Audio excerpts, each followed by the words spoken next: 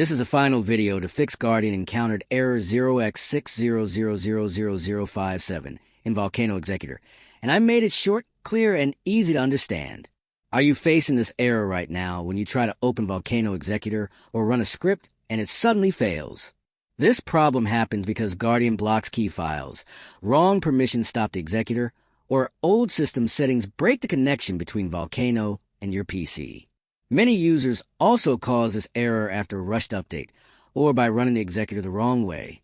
I know you search YouTube and social media already, and most videos feel confusing, long, and full of risky steps that never work. That is why I created a secret easy trick that fixes this error fast without stress. This trick works because it resets the Guardian conflict and lets Volcano Executor load clean files again. I tested it myself, and many users from Rexish confirmed it works for them too. You do not need advanced skills, paid tools, or scary commands. You only need to follow a smart and safe method that I share on this channel. If you want a full step-by-step tutorial with clear actions and no confusion, comment below and tell me you want it. Stay with Rexish for real fixes that save your time and stop these errors for good.